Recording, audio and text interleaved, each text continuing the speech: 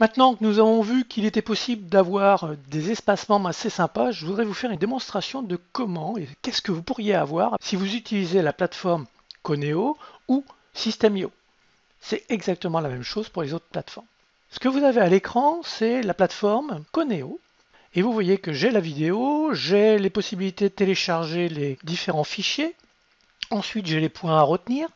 Et tout ça, c'est sur une colonne.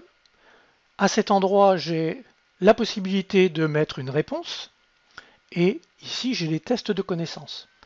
Bien évidemment, suivant le support, je vais élargir les informations qui sont ici. Si maintenant je passe sur colonne 2 tiers, 1 tiers, voilà, toujours la vidéo. Et nous voyons ici 2 tiers, 1 tiers.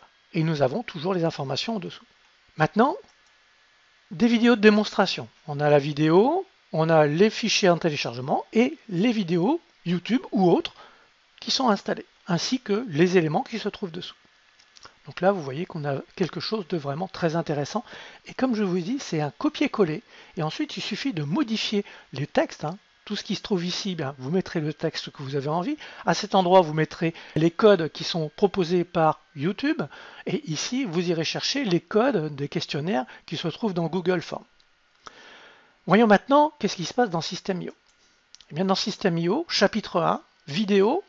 Ensuite, les visuels pour télécharger, on peut les enlever. Ici, une colonne.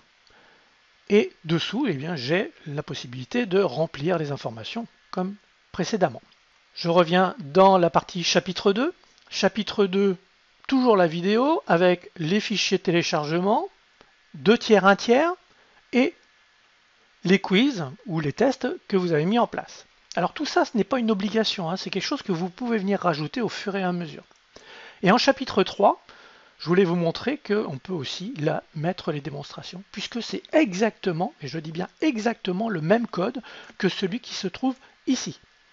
Il n'y a pas de différence. Je suis allé faire un copier-coller. Ce copier-coller se trouve dans un fichier et vous allez pouvoir l'utiliser. Bien évidemment, il faudra le modifier, mais j'ai des vidéos qui expliquent comment modifier le code de façon très simple, très basique, et ainsi vous allez avoir quelque chose de vraiment très intéressant.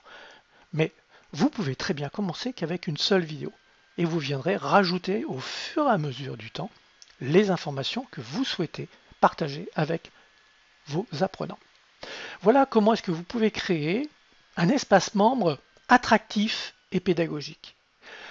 Il peut y avoir encore beaucoup de choses que l'on peut mettre à l'intérieur. Je pense principalement à des textes à trous, par exemple. Le texte à trous peut être quelque chose de très intéressant quand vous voulez que les personnes apprennent des mots particuliers par rapport à votre thématique, des mots que vous allez utiliser dans le futur, qu'aujourd'hui vous utilisez des mots que tout le monde puisse comprendre, mais que cette signification correspond à tel mot. Vous pouvez très bien, avec un texte à trous, les amener à apprendre ces différents mots.